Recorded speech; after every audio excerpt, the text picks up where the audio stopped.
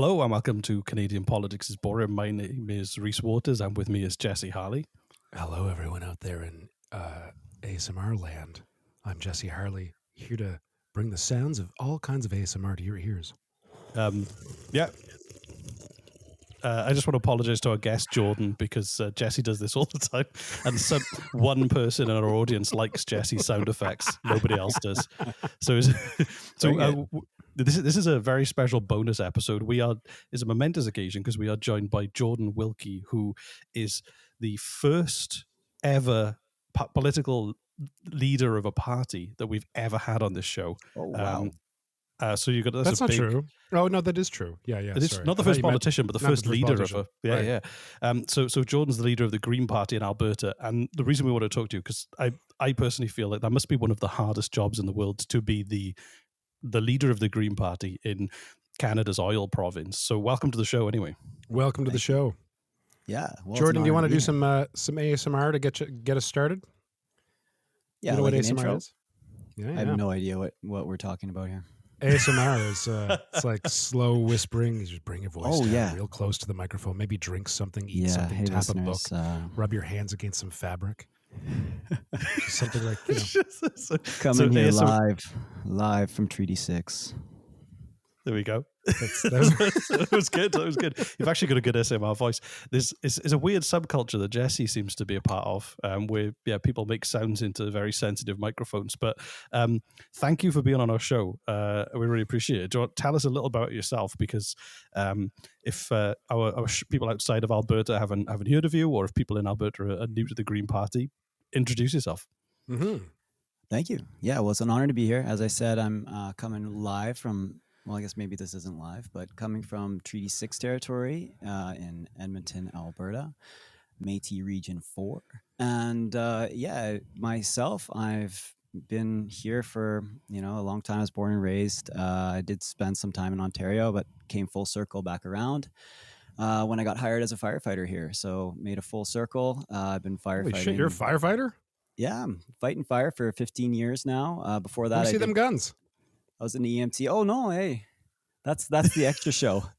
That's the paywall. You have to go past the paywall for that. Join the Patreon, and you get to see Jordan covered in baby oil. That's saving kittens. Yeah. Getting mauled. Kittens also covered in baby oil. Yeah. So please continue. Where was I? Yeah, so you're a firefighter. I'm a firefighter. Yeah, this is what I do, and I just love helping people. So I did volunteer work with the Red Cross, and I went and did my disaster emergency management master's. And so I'm the master of disaster, and came back, was doing policy work for the city of Edmonton on the side, looking at wildland-urban interface issues, climate change issues, and just noticed an incredible lack of proactive policy and forethought towards the issues that exist today. And so in Alberta, no fucking way. Yeah, can you imagine? All across, that's weird, man. Everywhere, really. So we've got some massive hurdles to climb, and I kind of got approached. The Green Party was closest to my values. I used to be member of the NDP, and I mean that's another story, but I felt let down by when they were in power and the leadership of Rachel Notley, and so I kind of stepped away from politics. And then I had a kid, and I thought, well, what do you do now? You got to get involved, as all parents do. What the hell are you doing? Yeah, exactly. What are you going to do now, right? Yeah. It's really easy to put your middle finger up and turn your back on the process and on democracy, but I think it's more important for people, everyday people, good people, for the right reasons, stepping up into politics. And so, you have to walk the walk. That's another debate altogether. I have some thoughts on that. I agree with you that it's important to not turn your back to the process. But my question would be, not my question, my contingency upon not turning your back upon the process or any process is, does the process fucking work? And I don't know. I don't know if it does. But that's, like I said, we can get into that or not. If you really want to see me rant. Me and Jesse argue about this all the time. There's going to be there could be lots of ranting, because that's the thing too. If it doesn't work, then you need to get inside the building to change it. That's the catch, right? I mean, they tried in the States last year. It didn't go so well. Not quite. Not that way, Jesse. No. No, with flashbangs and zip ties. So I don't know, you didn't specify. I'm fascinated because obviously, like in Alberta, how do people feel about the Green Party when you like stand outside like a mall and meet people, or you're kind of like in public, or you're knocking on a door or something, and people are obviously like working for the oil industry or like other companies that are there. What do people say to you? That's a great question. The brand in Canada is pretty shot right now. I mean, they're the official opposition in PEI, and they're doing great things in Ontario and BC. But of course, in Alberta, there's preconceived notions. But when I approach someone, first of all, I don't look like the standard Green Party person. Like, I'm not coming up to them. I don't know what a standard Green Party person looks like.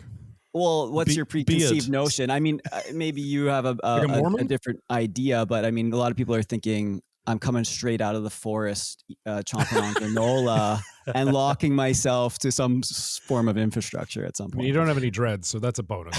Not one dread. You look like you shower. Dread. Yeah, regularly. And I think that the problem is in Alberta is obviously a lot of the identity politics in Alberta is massive, right? So it's very tribal in that sense, and people have these preconceived ideas.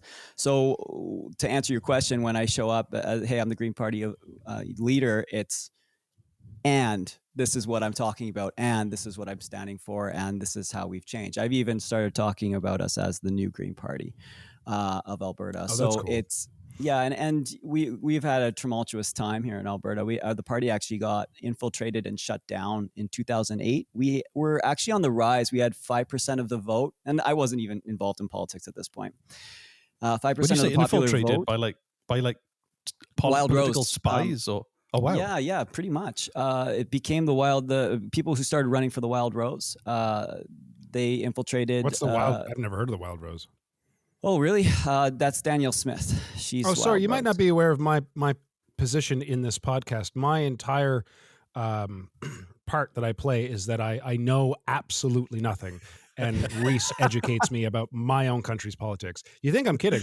I'm not kidding. This is my job, is to know as little as humanly possible. Yes. It's great. It's a great job. So I think that's important for listeners too. And, obviously we come in with a lot of jargon. And hot opinions and no knowledge. Hot opinions, yeah. I actually don't know a lot about the Wild Rose Party. So, yeah, tell us. Well, it's further right. It's further right than the Conservatives. So it's what you... Yeah, and so... Is it further right than you'd say the PPC? I would say it's on par with the PPC and the similar, attributes. Again, there's a lot of good people in across Alberta, and their views aren't being represented, and so people break into factions, right? And Wild Rose being one of them that goes further on a lot of those issues. So to get you caught up, Jesse, it's the Wild Rose basically. Because Notley won in 2015, so we're going to jump around here. Because Notley won in Alberta in 2015, the Wild Rose and the Progressive Conservatives joined forces to unite the right. And that's not good. They created the United Conservative Party, so the UCP, which is in power. That was Jason Kenney's big push, and he joined with with the Wild Rose, and they were able to defeat Rachel Notley. Also, the voter turnout was bigger because people weren't happy under the NDP government. So because of the first past the post system, and this is something that we should talk about today, is what do we do to change it, Jesse? Does it work? Is politics working? Is democracy working? Is it really representative? There's obviously a need for electoral reform, and this is kind of the crux that I'm getting at is when you have the first past the post system, you have to join parties that don't necessarily see eye to eye, but they unite, let's say, the right, and now you have more right extreme views flooding into a larger tent party, creating a bigger tent, now taking power, and then axing even Jason Kenney. And now we have Danielle Smith, who was kind of a poster child for the Wild Rose, and she's in charge. So it's a full takeover of basically Alberta politics by the further right party. And that wouldn't have happened if we had an electoral system like proportional representation, where you can work as a coalition government, and you would have you were throwing people out not all kinds joining, of terms I don't know. not joining to defeat. Coalition government is when people work together in a coalition instead of just sitting on one side of parliament and then the other side of parliament or the legislature and yelling at each other. Oh yeah, I And the never thought that was opposition- effective. Yeah, it doesn't seem like it. So, I mean, the system is set up for oppositional politics, and that's where we need to break through and introduce basically ways for politicians to work together like they do in different countries. Yeah, Okay. coalition governments are way more common across Europe as well, where they have to go, hey, we can form a coalition together, and then the smaller parties get a go. Okay, we'll sign up, but you have to do this. And so, say it was like the NDP and Liberal and the Green Party all teamed up, then even if the Liberals had the most seats, they still have to listen to the Green Party for some of their policies in order for them to agree to work with them. So it works quite well. I think We don't. I thought we had something similar like that right now. it's not an official coalition. It's much more of an informal support thing that they're doing. I don't quite get it, but I don't think it's going to last much longer. Yeah, it's like an informal think so. exchange. Yeah. So they call it like sometimes supply agreements, like a supply and demand agreement, where they say this is what we want in order to keep you guys afloat. Whereas in other countries, like for example, in Germany, we were just talking about this yesterday, they know they're working together for the people through their proportional representational system. And basically, as the polls come in, they are already, all the party leaders are sitting together, already talking about how they are going to work together. It's just like night and day. It's night and day compared to like this secluded attack. Just everyone's isolated and they're working towards their hyperpartisan agendas, and they're not even listening. Once they get the votes, they're not even listening anymore. It's like, okay, now I'm going to push my agenda. And we know this, and we know it's not right. And so that's the issue. But going back to the 2008 Green Party of Alberta. I want to know about the spies. We were back to the called spies. the Alberta Greens. Yeah. We were basically taken over by this infiltration, and then they didn't file on purpose with Elections Alberta, and the party was delisted. The bank account was stolen, and it took years and years for grassroots members to go out and petition to get even the name back, let alone start a new party. They're called the Evergreens for a bit. It was just not a good scene. So they pretended they were like, yes. They literally turned up at meetings, were like, hey, I love the planet too. I just want everyone to know I love the planet. And then they infiltrated to the point where they had the ability to make decisions and control the party, and then just crashed everything and then ran away. That's crazy. That's amazing. There's an infamous AGM where, and this is kind of good for your show, right? Like politics is not boring. Like there's a hostile takeover in like exactly. There's an AGM where they canceled it, and this group under this guy who ended up running for the Wild Rose and was definitely not a green. He brought in his group. They joined as members. They formed their own AGM, and they basically were like, okay, I'm the leader. You're the new board. And the actual core membership wasn't even there because they had canceled it. So there was a constitutional issue there. And then when they went to argue it, they started sending out lawsuits, and everyone just backed away, and the party was destroyed. And so it's funny because everyone's just like, Green Party, like, where have you been, right?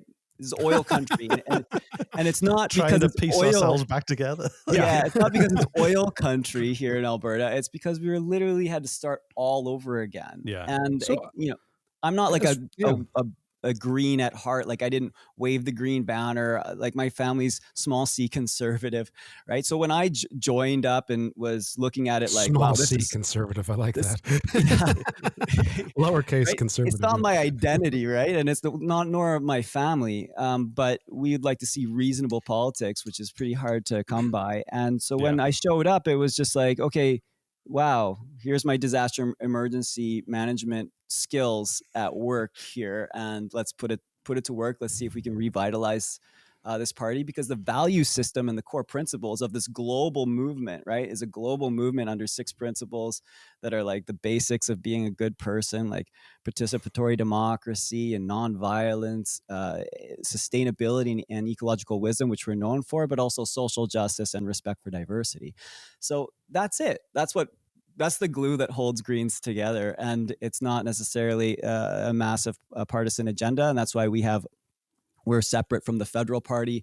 That's why the BC Greens are looking at different things than ourselves. And of course, we have the scope of being in Alberta. And we can talk about what that means for Greens in Alberta, right? What does that mean? If somebody says to you, like, I work in the oil industry, I'm terrified to vote for you because of my livelihood and my expertise and all those things. Well, what do you say to them, I guess? Yeah, so there's obviously a preconceived notion like Greens are going to come in and shut us down, right? And hopefully that's not part of our that's not a part of our policy. That's not part of our agenda. That's not part of our platform.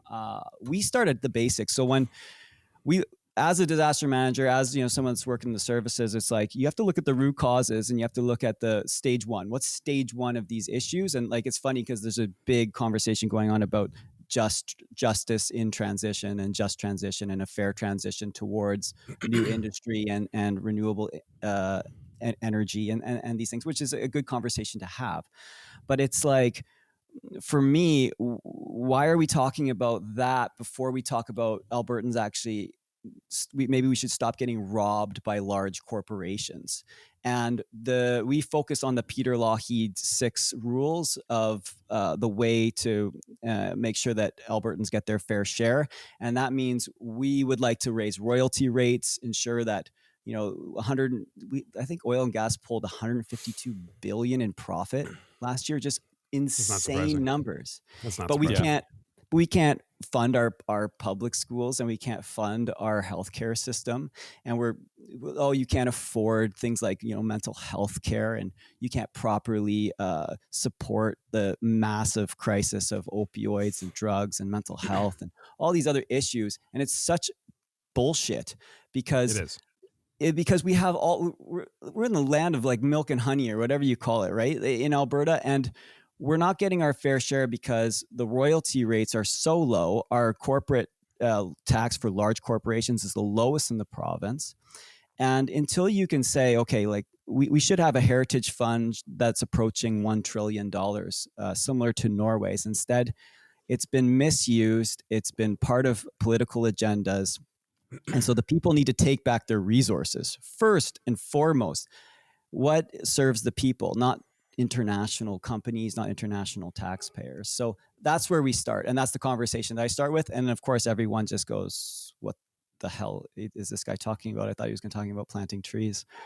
So, yeah, exactly. I thought he was going to like crash a Tesla into the parking lot and then like just come in and tell us all off. So, but I think that's a good point because like you look at like Norway, like and the way they fund all those social programs and everything through their oil. But like you think you could even spend the oil money through those royalties to prepare the economy for the future, and you could invest so much money in new technology and like changing so much stuff about it. But it's interesting. I feel like because the fact that structurally where that money goes is the big part of the problem.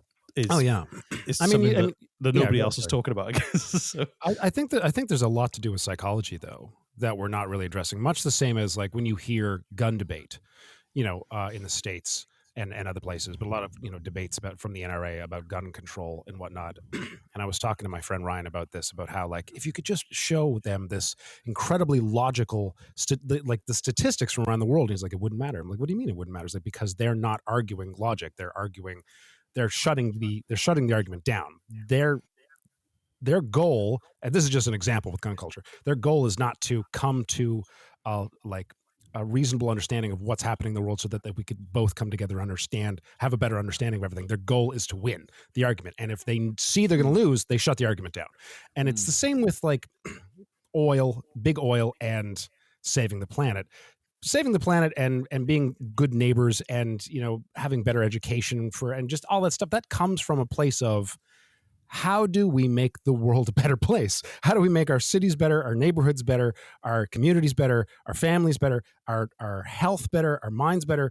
And from that stems logical conclusions of, oh, well, we need a better healthcare system. We need better education. We need less reliance on oil and gas and more reliance on renewable energies and stuff like that. Like these are logical conclusions stemming from a place of healthy desire. Whereas their side of the argument is, I mean, they're big oil, it's all an addiction. It's addiction to money and power, and that's it.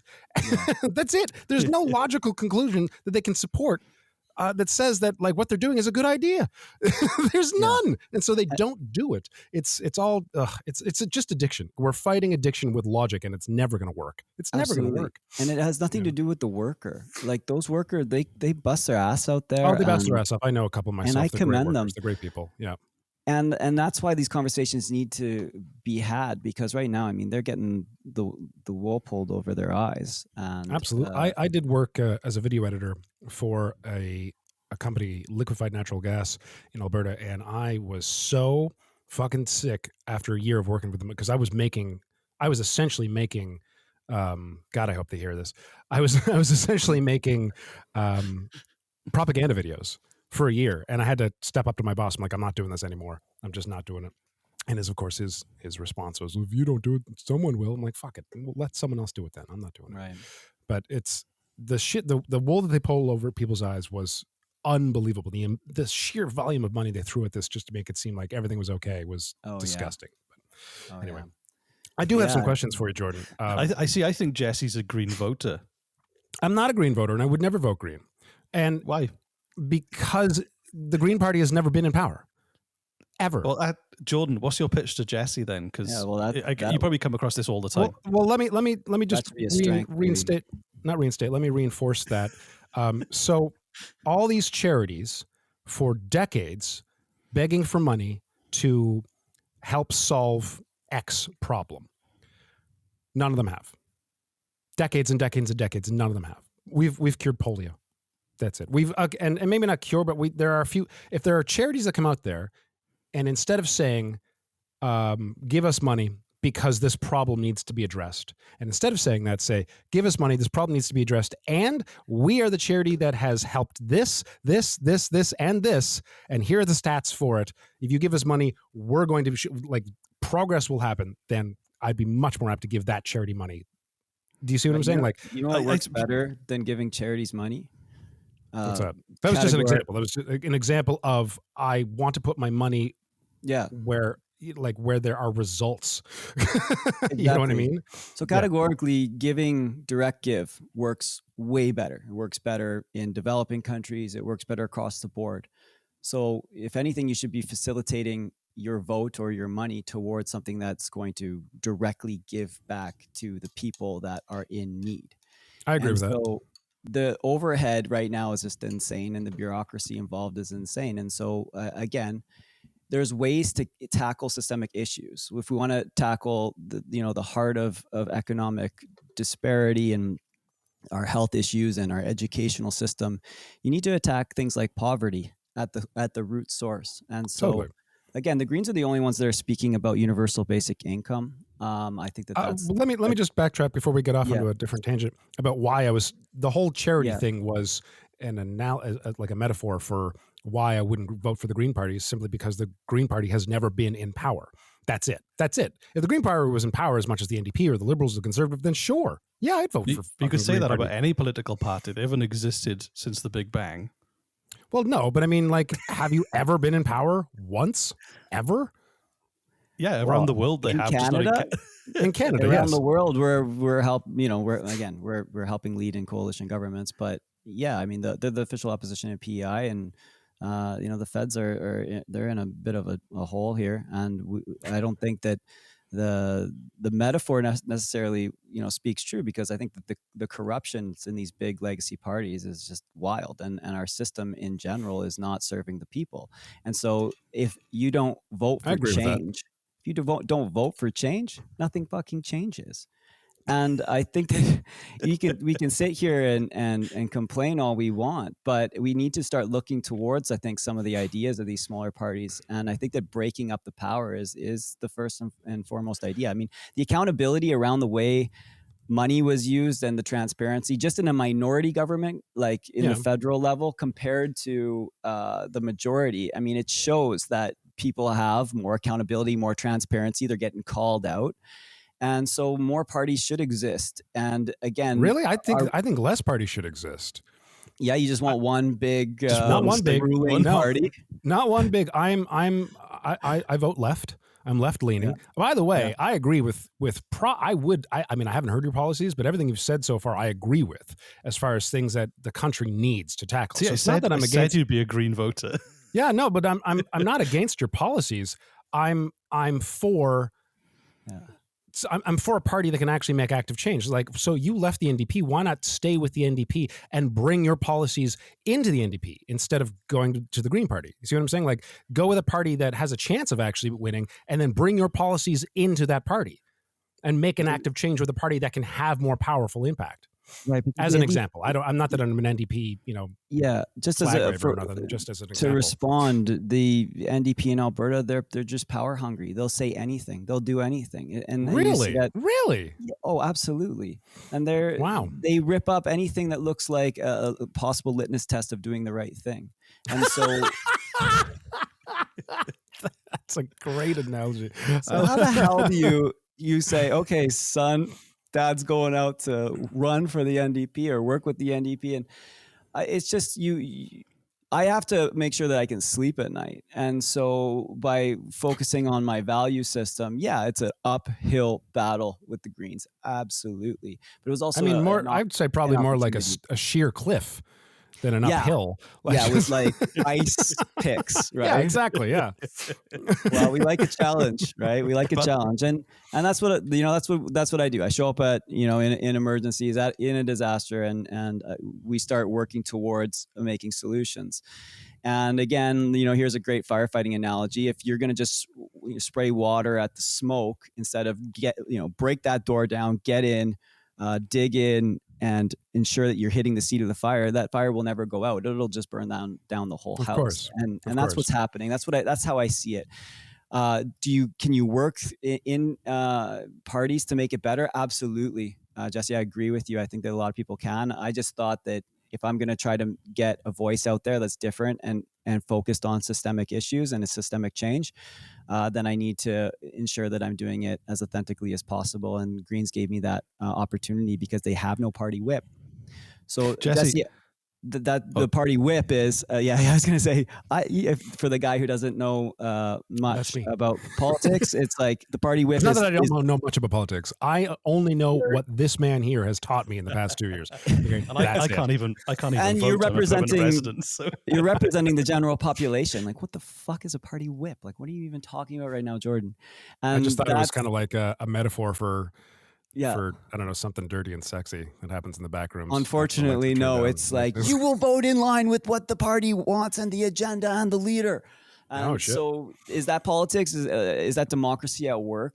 No, it's not. It's a hyperpartisan agenda. And so the NDP use a whip. They ensure that all their votes, you're not actually listening to your constituents anymore. You're just focusing on what the party wants. And I don't think that's democracy. I think that people should disagree respectfully. I think that people should vote differently and represent their people. So again, it's like, how do you sleep at night if you're getting whipped, not representing the people, which is what you were voted in to do?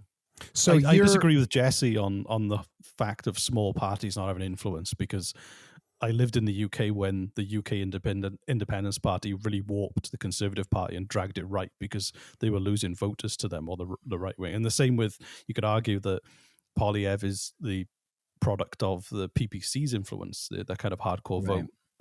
So I feel like I don't feel like smaller parties. If the Green share goes from 3% to 5% to 6% to 8%, it does change the parties around them, because the concern is stealing votes, I guess. Yeah. What are they doing to take our? Because when their percentages are like minute between them and the other major party, it really matters to them where the voters are going for those reasons, or where the new voters are going in that sense.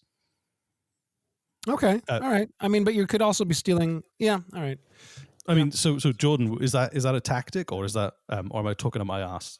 No, I think you're killing it. I agree. Like smaller parties have the opportunity to push narrative, right? That is not being represented in the house of power, whether it's the parliament or the legislature. And so when I start talking about universal basic income, when I talk about the eradication of poverty and what that means for healthcare and for crime and for the general issues, when I talk about mental health and the need for universal and comprehensive healthcare, it's like these are issues that are not being spoken about because the two parties in power, whether it's, they're fighting over each other's votes, of course. And so they're not going to take any chances, and they have a lot to lose. We have nothing to lose. I have nothing to lose. That's funny. Yeah. That's very fucking funny. You have nothing to lose. You literally have nothing to lose. So you're why not just fly why do you into think I'm on this podcast? What? Why do you think you're on this podcast? Yeah. Let's go. Funny. What do you want to talk about? Exactly. Oh, that's good. That's very, very good. I like that. No, I don't have to pull I don't have to toe the line.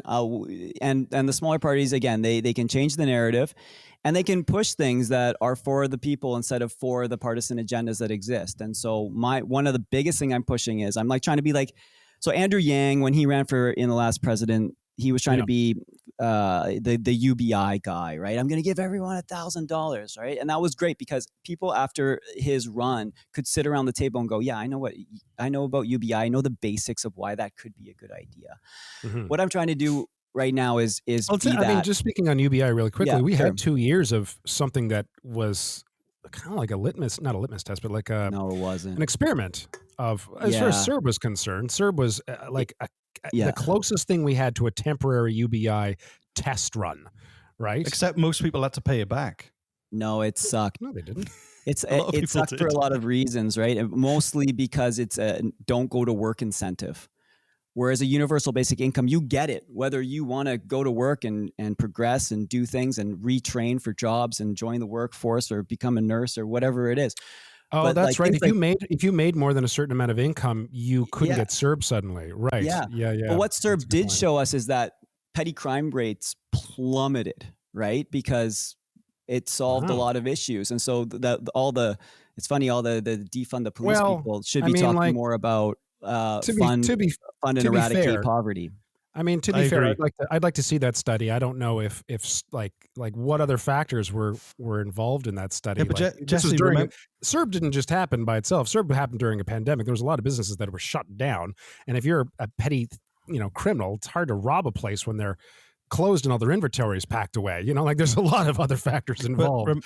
Remember when we did the episode on Medicine Hat and the functional zero homelessness, where they had the housing first policy of, well, you can't solve any of those issues until somebody has secure housing, and even that, like the fact they managed to get to like functional zero homelessness for a certain period. Oh, it was amazing. Because of that, and I think it's a similar thing. Is like people. There are people now, like you see it on the news, like CBC did an article about, is it okay to steal food right now because it's so expensive? And you go, wow. Oh, you guys think I'm not against UBI at all? I'm quite for it. I'm very pro UBI. I know. I was just questioning. You're asking the right questions, right? Yeah. If shops are closed, is shoplifting a thing? I mean, maybe. Yeah. If anything, it might have been a good opportunity because you're like, nobody's here. I'm just going to rob this place. But robbery went down like 36% in Alberta just because. Why did they need it? Because generally people had CERB. Yeah. So the disparity is crazy when you look at just funding at the basic levels. You have $100 million crime. The cost for crime drops by $100 million. Right. The cost to keep poverty is $9.5 billion every year. So that's the cost on our healthcare system, in our crime and in our courts, and in the lost opportunity costs. $9.5 billion in Alberta to keep poverty? Yeah, to allow poverty. So the eradication of poverty saves you $9.5 billion. Holy shit, that's insane. Is that not crazy? And then you're like, where does the money come from? How do you fund this? It funds itself. It's similar to UBI. It funds itself. When you eradicate poverty, you open up $9.5 billion in and of itself. If you house someone, I mean, $9.5 billion minus the cost of UBI. Well, okay, that's another conversation, because that's the savings. But then the UBI costs are pulled from other areas as well. UBI, this is why UBI doesn't raise inflation. It's because you're not just printing off money to give to people, which is what they did it with syrup, right? Right. You're basically closing down a lot of the social systems that are bureaucratic, the issues that, people falling through the cracks and not picking up their, we call it AISH, or I think it's something different on the East Coast. But all the social services, and they cost a fortune, and the bureaucracy of it is insane. And so when you have something like a universal basic income, you don't need any of that. So it's all just direct give, is what I'm saying. And that's why I keep mentioning this. But to house someone, going back to the housing, it's the Finnish model for housing first saves you they did the math, $21,000 per person you house, instead of the draw on society by allowing them to stay homeless. And you're like, well, that's amazing. And I didn't know that. Why are we doing this? Why don't we have the political willpower to do this? And I think that, again, these are the narratives we need to ram through the doors. And this is why we need, people, young and excited people getting involved in politics. Again, if you talk about these old legacy parties and their histories and all the old money and narcissism involved, it's like, this is, we need to look past that. And it doesn't have to be green. I'm not trying to sell anything. It's basically an opportunity to look at, how can we represent the people better? And is this for profit? Is this for the corporations? Is this for people's retirement funds that are sitting and pretending to represent you in these houses of power? Or are we going to give back to the people? And that's why these smaller parties are important. And that's why, like I said, I'm trying to be like kind of the Andrew Yang for proportional representation here in Alberta, and talk about what electoral reform could mean for people to basically allow their vote to really matter. Because again, we have 50% of voters aren't even coming out. That's across the board. That's across all of Canada.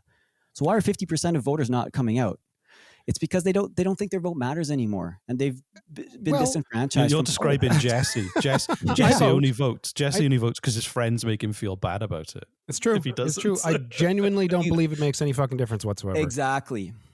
And I've had a political show for nearly 3 years now, and I'm still not entirely convinced. Reese actually had some really good arguments for it, for getting out there and voting, even if your vote doesn't matter. And it's the fact that, like, in the future, why allow your vote to not matter? We should be demanding new systems where your vote does matter, and those systems exist. Yeah, and it's also not just about it's not just about voting. There's way more you can do. From speaking to listeners and stuff. Oh, for sure. Yeah. There's a lot. And Reese has had, one part of it. Yes, it's one part of it. And we've got 3 years of this crap talking about this stuff. Reese trying to convince me, and he has made some very good points. But like, my point continues to be, like, I don't need to know how a car works in order for me to look at a smoking, rusting heap on fire and tell you that car is broken, right? Like, absolutely. And I don't know a better system of government, but I can tell you this fucking government is busted. Not as bad as the States. That's just a trash fire that people just keep adding gasoline onto for some strange reason, telling you it's the water. It's really weird. But like, in Canada, like, it's just, I haven't been convinced. And like, so to dedicate to dedicate more time and passion into trying to fix corruption and power hungry, money hungry corporations who are in the pockets of politicians, I mean, that's a lot of fucking work. Yeah, you're speaking my language, brother. Right? That's a lot of work. But did you realize that you don't have to fix that car, that there's actually another car? You just get into it. Yeah. You just talk about voting green.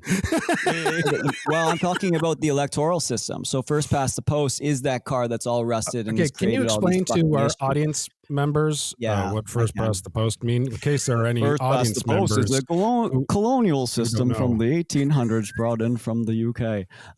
And basically what it does is it creates false majorities. So if you have the most votes, you win, right? And so that's how you get, in Alberta, for example, when the NDP got elected, it was 40% of the vote, 44, I think.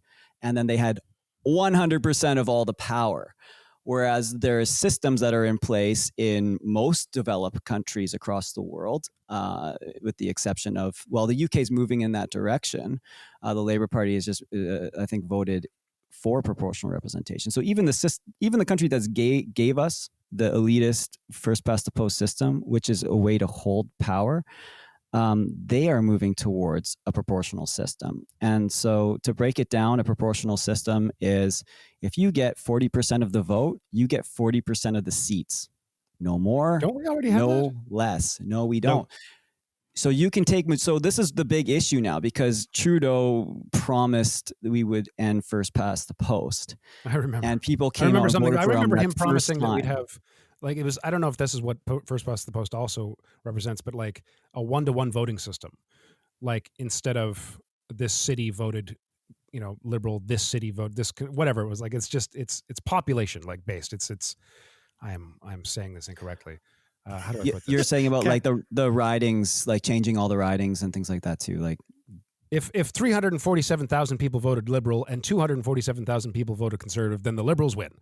Versus if 397,000 people voted Liberal, but they voted in certain ridings and the amount of ridings equaled less than the amount of ridings that won for the Conservatives, then the Conservatives win. That's still like more people voted Liberal than people voted Conservative, but the Conservatives would win in that point because more ridings won.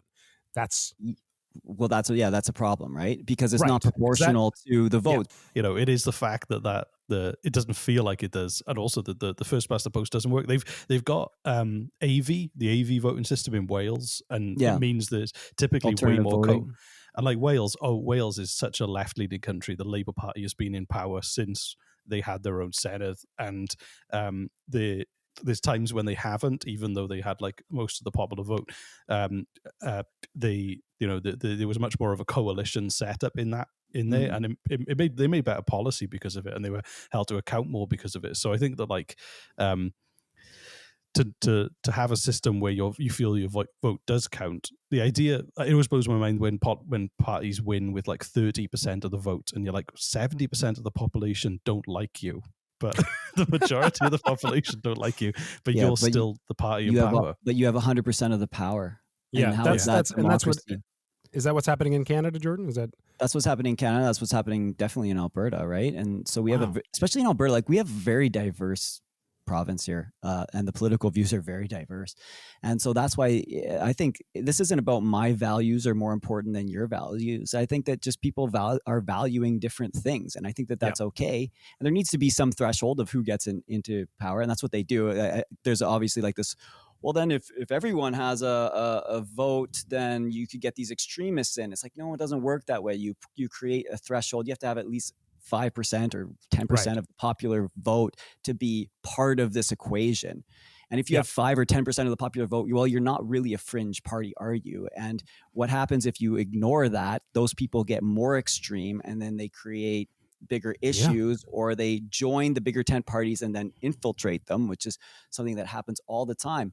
And it's just happened in Alberta with our premier.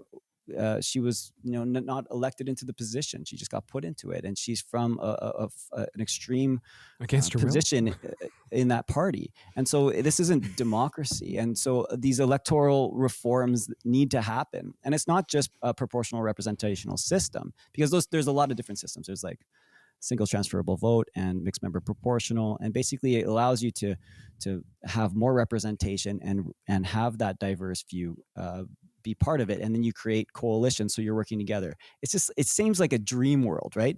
Wait, hold on, but it's happening. It's for example, Ireland. I feel like I'm in a fever dream right now.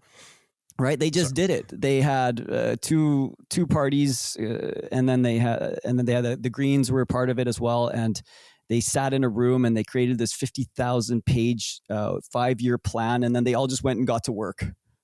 See, so I'd like to address that. They stopped complaining. I'd actually like to address that, Jordan. I'd like your thoughts on this. This is coming from someone who understands. I understand logic and psychology fairly well, and a little bit of sociology. I don't understand politics, but I can see flaws in systems pretty well.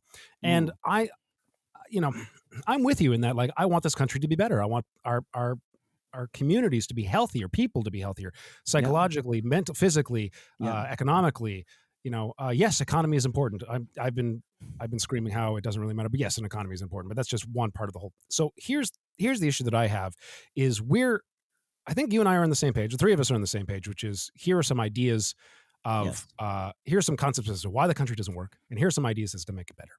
And that will only work if even your opposition, okay, if maybe they have completely wildly different ideas than you, but they also have the same values, which is we want a better country, we want a better system, and it's if the two parties can get together, they can disagree as much as they want, but as long as their values are the same, which is we want to make the country better, then eventually they'll come to a head. They'll come to some kind of agreement that'll work for everybody. The problem is corruption.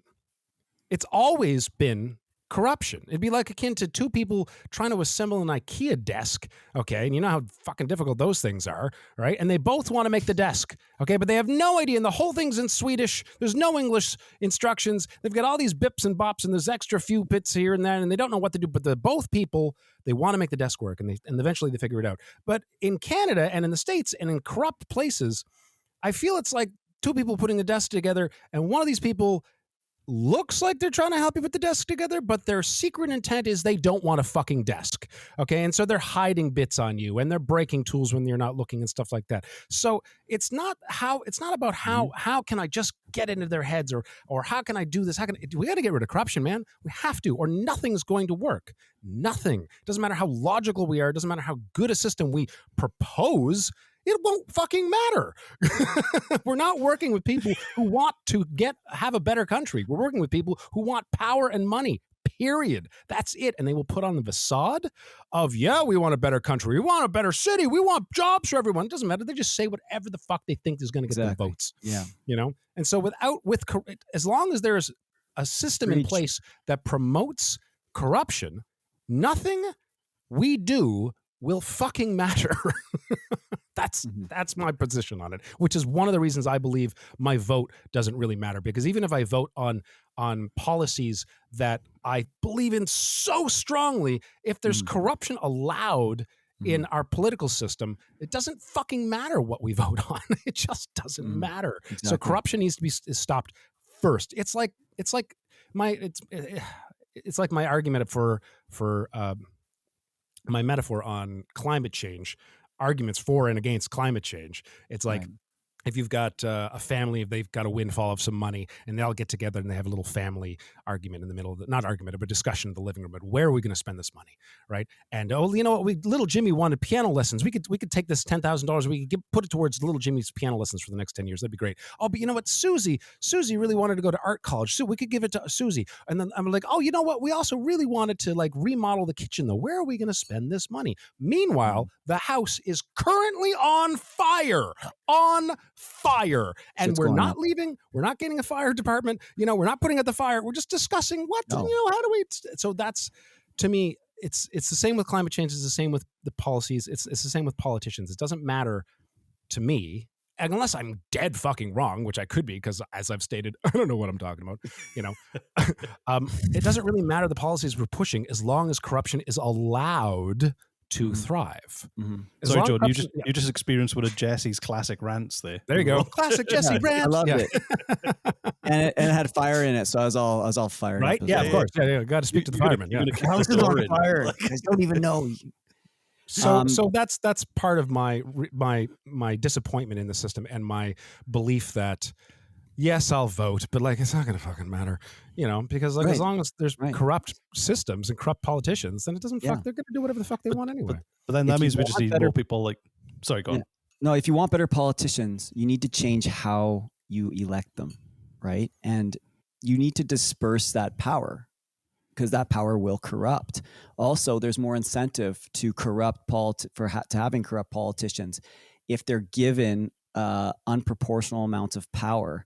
And so by dispersing that power and creating basically systems where you need to work together to pass these policies, then it creates more accountability and transparency of what's going on. Because right now, without transparency, when you have a majority government, for example, you don't know what the fuck is going on. The people are checked out and the opposition can blab all they want and scream and shout and stomp on their feet. But it doesn't make a difference. It's just, I think it's insane that we allow this to happen, but it was set up, Jesse, for that. It was set up so that the ruling party had unproportional amounts of power to keep power. So when they started shelling out democracy to the people, they didn't just give you democracy. There wasn't direct democracy. There wasn't even a proportional democracy. They gave it to you in these little rations, and they said, no, just be happy. But really, you're not changing anything. And then we got used to fighting over those fucking crumbs. And we lost our ability to actually even ask for more or to demand more, because we need to demand it at this point, and we need to rise up, Jesse, and we need to get in. we need to make noise. And we need I don't to storm Justin Trudeau's house. That's what, is that what you're saying? Is that what you're telling us? No. Still trying to get Jordan to say horrible things. He's still trying to get. He's trying to get. As soon as I said uprising, I'm like, Jesse's. Jordan, I have a thought. Jesse's infiltrating from the Wild Rose Party again. I have a thought, and I'm curious to hear your opinion on it. And it's to do with addiction and power, and how. There's been said lately. I follow some YouTube channels on how to grow money and investing and stuff like that, because not because I'm good at it, but because I know nothing about it. So I don't think watching YouTube videos is going to help you. No, it does. It actually helps. But not just YouTube. I read books and stuff like that too. But anyway, it's been said recently that there's been a study, and I don't have any references for this study, so I could be making it up as far as anybody knows, that anything past, now this is American money, so converted to Canadian, whatever that is, anything past $60,000 salary a year does not increase one's happiness. Before that, it increases happiness in the fact that it keeps you from being sick and poor and starving and cold. And those things can decrease happiness, right? So if you can have a roof over your head and be warm and clothed and fed, that makes sure that it's like a nice baseline level of happiness. And so money can help increase happiness as far as that is concerned. But past $60,000 a year, it doesn't really do anything to increase your happiness level at all. And so the people who are corrupt and powerful, and again, this is sounding more like a conspiracy theory, and I don't really tend to believe in conspiracy theories because I think systems are too complex for that. People are too complex for that, to keep secrets and shit like that. But let's say in Alberta, where I've heard that the healthcare system is not great. I've heard that the educational system is not great. Maybe they are. Maybe I've heard wrong. I've heard that a lot of social like to help with community progress. Thank you. Social programs are bleeding dry, are not well funded. They're not really well known. And so living life is kind of hurt on a number of levels. Okay. Right. A lot of people are mentally unwell. They're physically unwell. They're stressed a lot.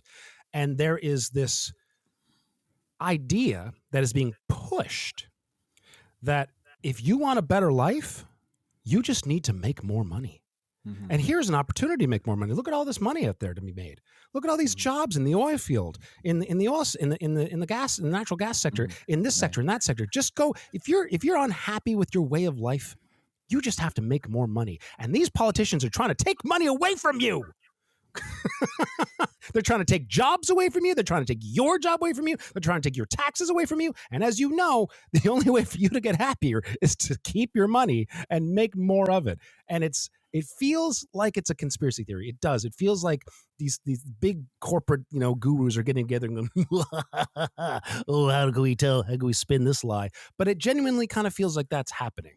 It really does. And I'm curious to hear your thoughts on that. Well, you're talking to someone in a province that has a war room.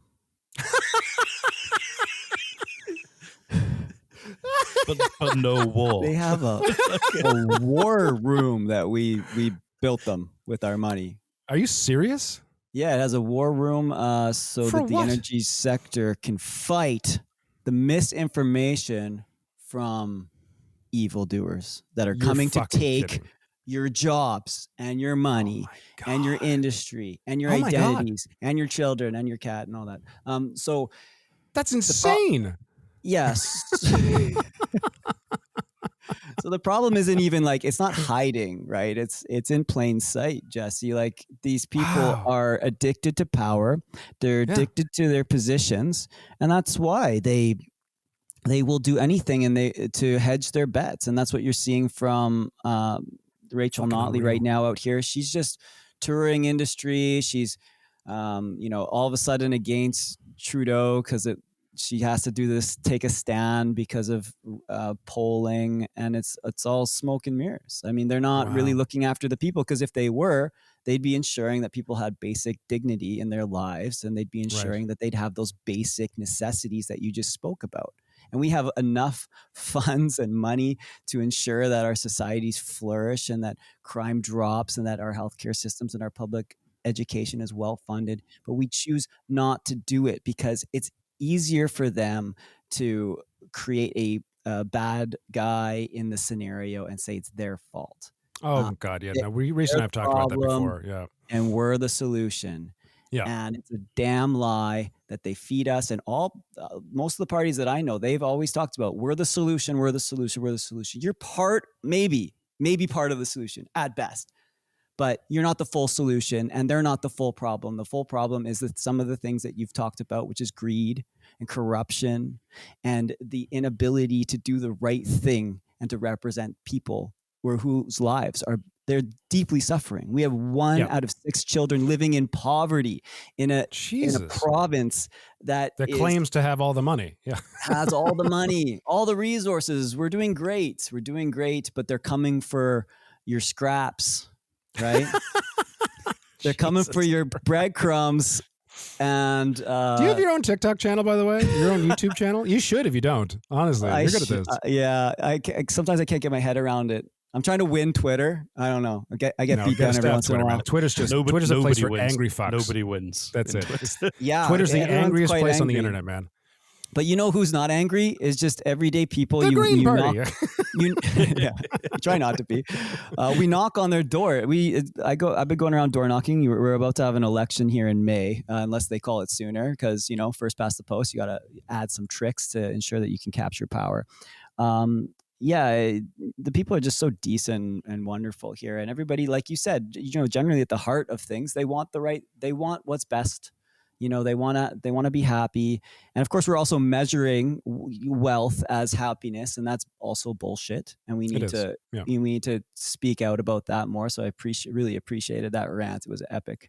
It was part of the YouTube, and it's not just YouTube, but I'm taking courses and I'm following newsletters, and there's a lot of millionaires that speak.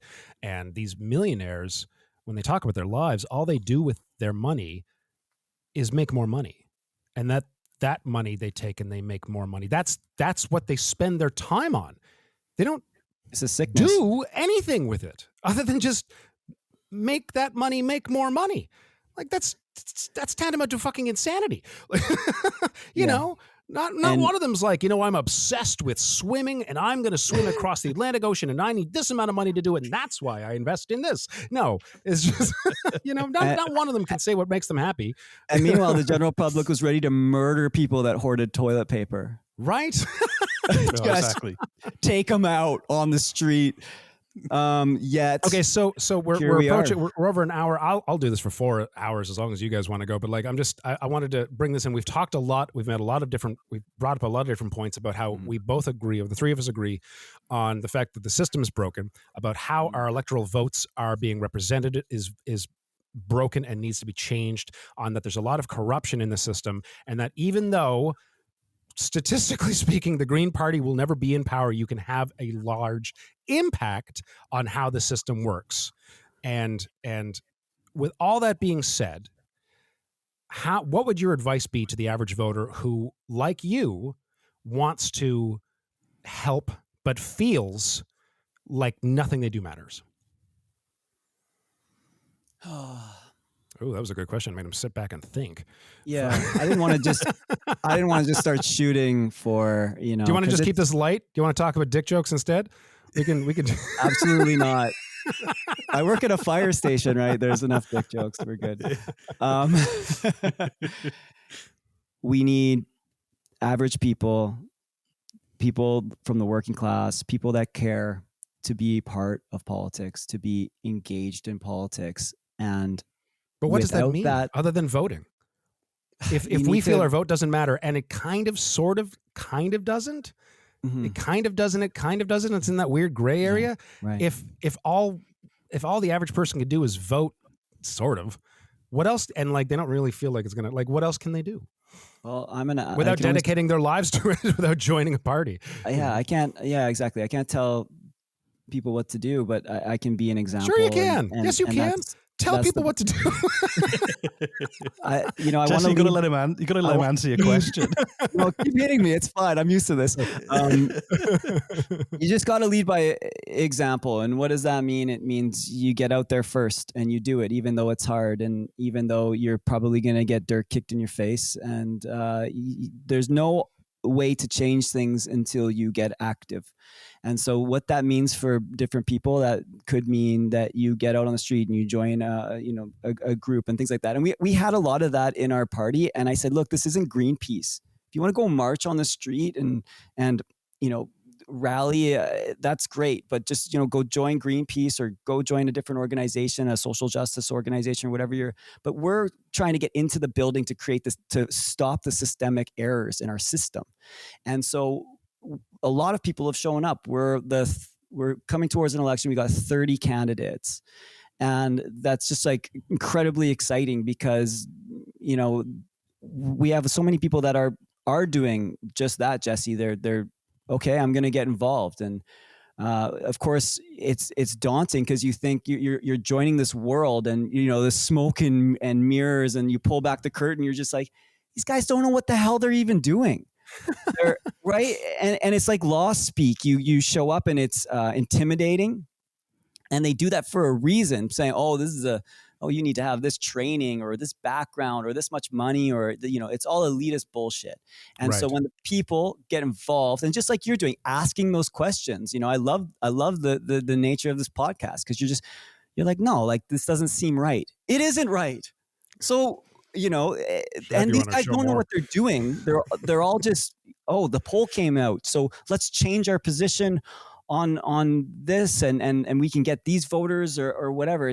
It seems like a big game when people are career politicians playing the game. They're doing it. They're actually playing the game. We need just everyday people to show up, to say, look, I'm going to run for office. I have two democratic rights. One's to vote and one is to stand, which is a bit ableist, but one is to stand. And that means I can run in the election. And if people exercise that vote and those rights correctly, then we'd have a stronger democracy. And it's funny because I was just talking to my friend yesterday about, we were talking about like Plato's Republic, and he was talking about politicians as guardians. And I love that. I mean, there's a lot in Plato's Republic that I'm not a big fan of, but I was like, I love this idea of guardianship and stewardship, and it's, again, moving towards away from the colonial idea of this attack, conquer, win at all costs idea. Right. We need to have, again, it's like, where are we in this world as far as the house is on fire?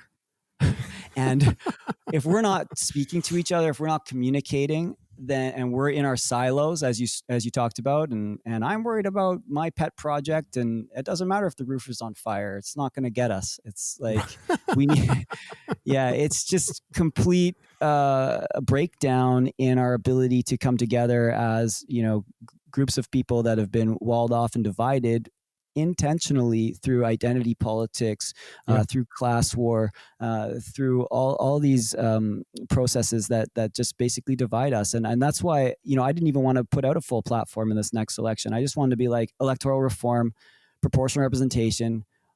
My values are not more important than your values. I want to see everyone represented, and there's ways to do that. They exist and they work.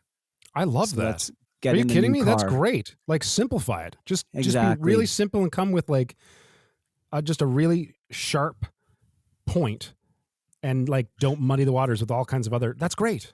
What a cool idea. I like that. See, I told you Jesse was a potential Green voter. In Alberta, maybe. In Alberta. You need to move to Alberta to do it. So come on out. If we're coming closer to our hour and I want to be respectful of your time. So like if what would you recommend people would, we always do a call to action at the end of our shows. Well, what cool. if someone has listened to this and it's kind of like, yeah, this is nice, this is my thing. What would you want them to do? Well, if they're in Alberta, come and get involved in my campaign. We're a small party, but we're focusing mostly on my campaign in Edmonton, Rutherford. So if you're in South Edmonton, especially, come on out.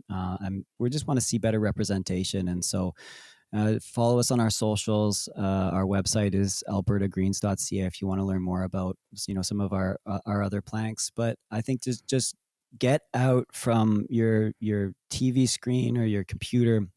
The call to action right now is put your fucking phone down and go have a conversation. Go have a conversation with real people. Think about the people that are suffering in your community. We have incredible amounts of people suffering, and the poverty that exists shouldn't exist, and it's a policy failure. It's on the politicians to change that, and we have all the resources. We live in a beautiful country, and we need to start coming together and stop dividing ourselves into these groups. So honestly, get away from your devices and just go out and talk to people and get involved. Whatever that means to you, get involved. Get out on the ice, right? Just get out there. Go play some sports. Go hook up with your community. There's more than money out there. There's more than likes and all this social media bullshit. And we know that, right? And it's just, sometimes you just sound like an after school special. This is great. Yeah. The more you know, right? The more the rainbow. The rainbow. You guys can add that later. Yeah. The better world is out there, and it starts with each person deciding that they're going to, be that change. And it's as simple as that. These are things that we all know deep in our hearts. And I think that that's important, that we remember that we can demand more from the systems in place that divide us, and the systems in place that control our funds and tell us that our vote doesn't matter, and that, we don't matter as individuals. I think that the more we can team up and demand more from our government, I think we'll see changes. And then maybe that means more third parties, fourth parties. Maybe that means a new electoral system. Maybe that means lowering the voting age to 16 because it's their house that's on fire as well. And I think that there's a lot we can do with electoral reform, and it starts there. And then looking at the systemic issues, if we can fight poverty, it's a policy failure, and it's something that we shouldn't allow, and it shouldn't be accepted in our society. Bravo. Pixar gave us the toolkit for this 30 years ago when they made Bug's Life. I don't know if you remember the plot line. I'll have to rewatch it.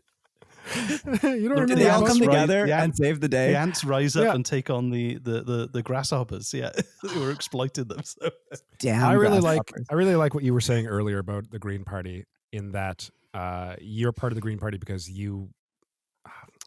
I don't want to put words in your mouth. It aligned with my value system.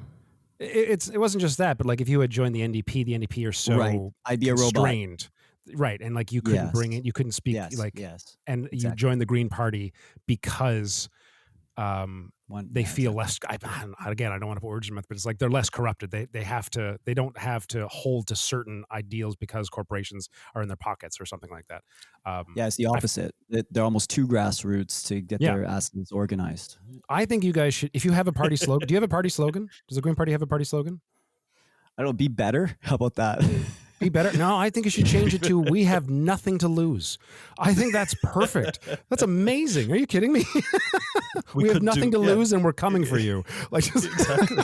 But honestly, I think a lot of people feel like that. They're like, "What have we got to lose right now?" Yes. By doing, it's like, I don't think it's an unrelatable slogan in any way. So. Exactly, and that's why it's really important.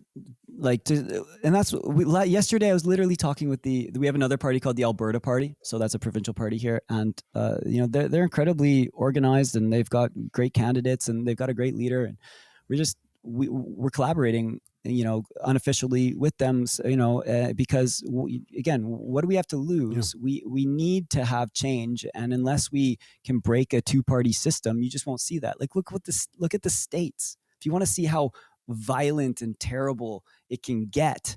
Right. And that's similar to like where we're headed with this NDP UCP split in Alberta, and on the federal level to some extent as well.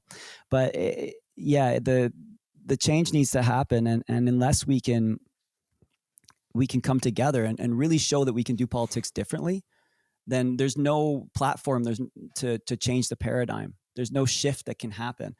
And so, we're already talking to other parties. Hey, how can we collaborate? Yeah, we don't see eye to eye on everything, but we agree on these things. It's the IKEA desk thing. Let's get this IKEA desk built. And right, exactly. Yeah, start to do some work on it. I love that my weird ass analogies are worming their way into your brain. Please feel free to use this in your parties as much as you want. Yeah. Well, building IKEA is almost as complicated as getting into politics. It's if we can manage the addiction of hero worship and vilification. It's not addiction as much as it's, what's the term? There's a psychological mental term. Health problems. It has to do with mental health. It's I think so. Cognitive dissonance is the term that I was told, whereby if you, and this is a phenomenon in psychology that a lot of politicians will utilize, in that instead of talking about ideals, instead of talking about policies and changes and how to make things better, they, instead of saying like, I'm going to make our province better by doing these things, they just point at the other person and say what a shit job they're doing. Mm-hmm. It's easier. It's a lot easier. Yeah, you don't have to actually do anything. Just point at someone else and say what a shitty job they're doing. And by doing that, you turn it into a wrestling event where it's about hero worship and vilification. And as soon as someone looks at a politician or a wrestler or an actor or whoever and values that person above what they stand for, in other words, it becomes hero worship and vilification. As soon as that occurs in the mind, this bizarre psychological event of cognitive dissonance where somebody can literally come and show you proof, evidence, facts that the person you worship is a horrible person. They've eaten babies. They've roasted and charred babies on the fire and eaten them right in front of other people's faces. And you can show that person facts. I'm just speaking about Justin Trudeau, if you haven't picked up. And with these facts that the person that you worship is now not the person you thought it was, instead of those facts changing that person's mind, there's a weird effect happening where they dig their heels in even deeper and believe in them even fucking stronger. It's insane. So it's in these politicians' best interest to become worshipped and to vilify, because if they can get that happening with the people listening to them, it doesn't fucking matter what they do from that point on. It doesn't matter. It's insane. It's actually tantamount to insanity. Anyway, it's wild. I mean, Rachel Notley spent 4 years doing that to Jason Kenney, and then Jason Kenney was like, bye. And you could, I wish I just saw their faces. Like, wait, hold on. We've been destroying this person for 4 years, and it's all we've done. We haven't put out any suggestions on how to work together and how to overcome things. There was just no collaboration, and it was just all just attack, evil. They put up faces and pictures of this leader that they wanted to tear down, and then he just was like, bye, peace. I'm going to just take off in my pickup truck. And then, and now they're at a loss. Did this? This is Jason Kenney. Yeah. Cause we know where he went then. He went. Yeah. He went to go get another corporate job. And, Bigfoot, really. Yeah. He's the worst insult. He's getting paid back right now, I think. The worst insult I ever had is that somebody saw a picture of Jason Kenney and thought it was a picture of me. Oh God! Oh, are you all right? I'm so sorry, Reese. Yeah, are you doing all right? Okay, you need to. I'll get over it one day.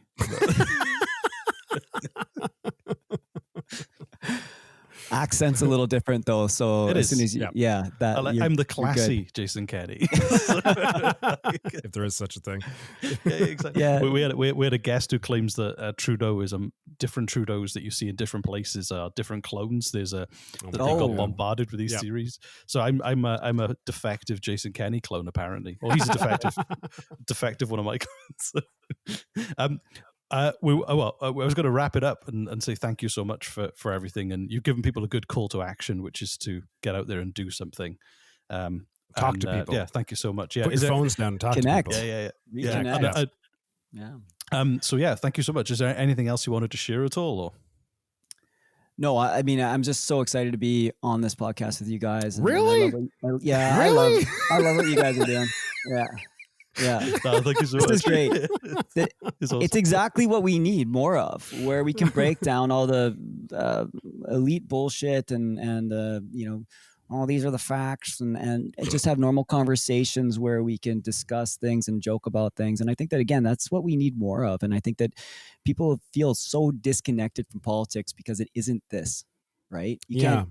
It's hard to have these conversations, and then everyone's got their back up, and again, the identity politics come back in, and then because you've made a point, they can't also be correct at the same time, and there's no middle way. So by just shooting the shit and having these conversations and talking, and what really is the Green Party stance in Alberta if it's not shut down oil? Well, hey, maybe we can do a little better, and we can solve some of these systemic issues.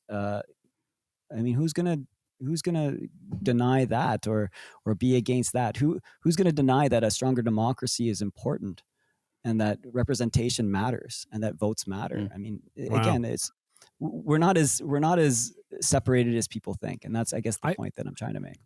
I might vote Green next election.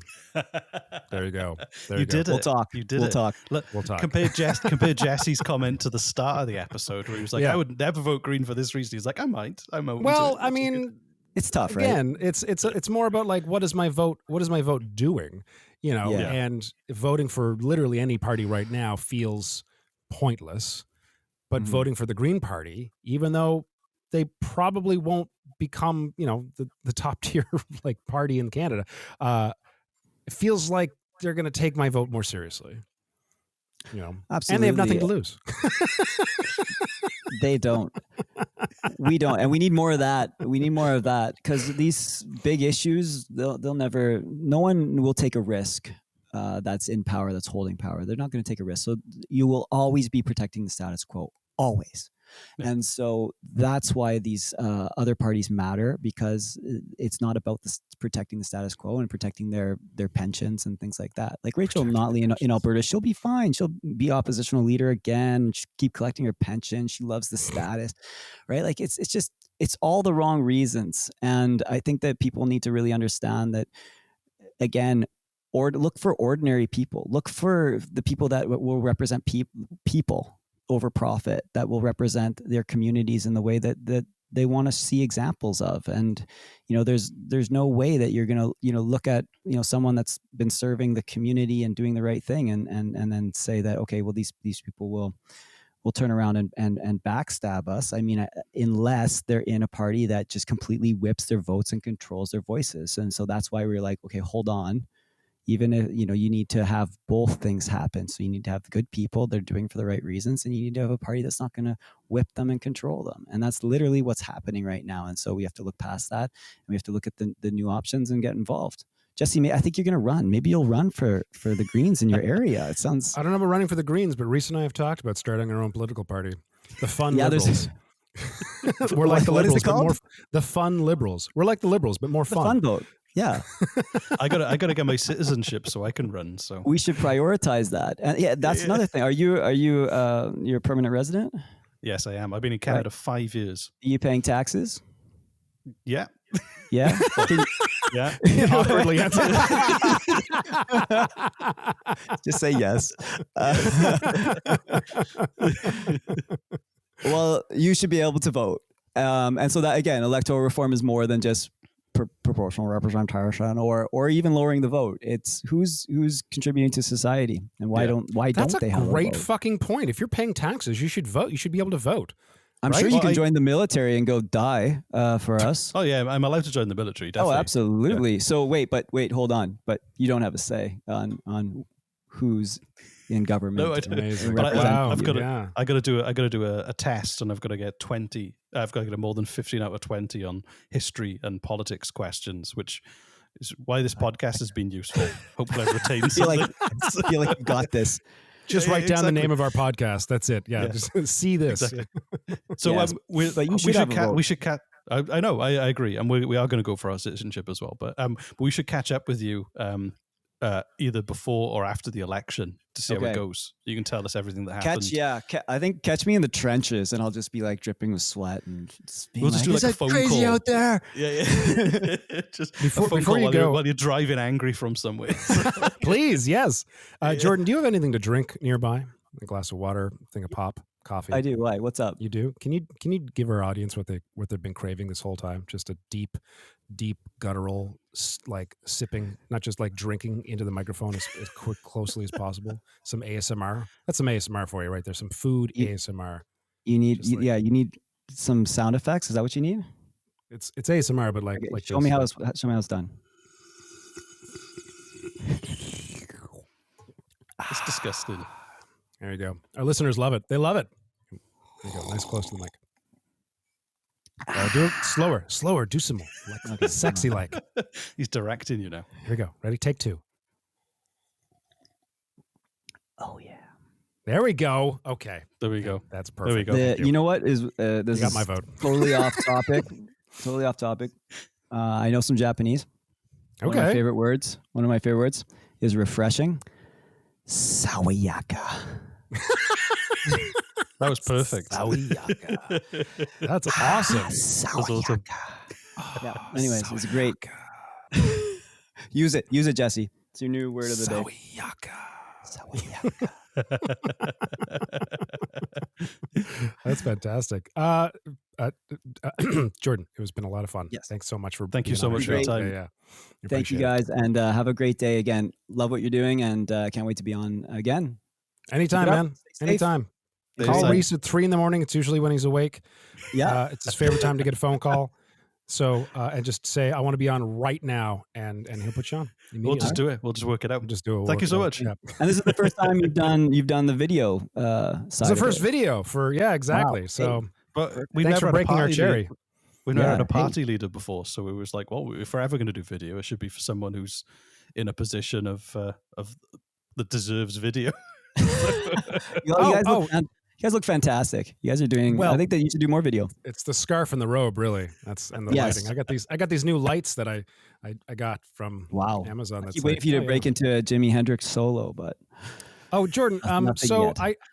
I really think you should do this. And if you are going to do it, quickly pick a name and tell our audience where they can find you on TikTok.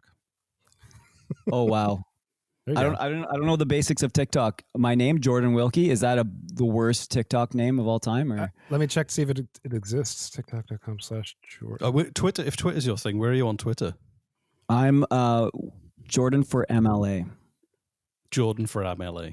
Jordan for MLA. At I'm making Jordan the pitch. for MLA. Yeah, Jordan from For MLA. four, for F, MLA. 4 as in the numerical. Yeah. Jordan running- numerical run- 4 MLA on. Okay, there you go. That- Check him on Awesome. TikTok. He'll be doing dances soon. The Wednesday dance. Okay. Yeah. TikTok's the place to be. It's hard. It's hard to balance all these things, right? Yeah. Yeah. Thank you so much. That's Thanks, awesome. Jordan. Man, it's been a lot of fun. Appreciate it. Yeah, it's been great. Thanks again for all the advice, and Jesse, don't storm any buildings until we talk. Okay? Okay. Yeah. You can't promise anything. Not without me. All right.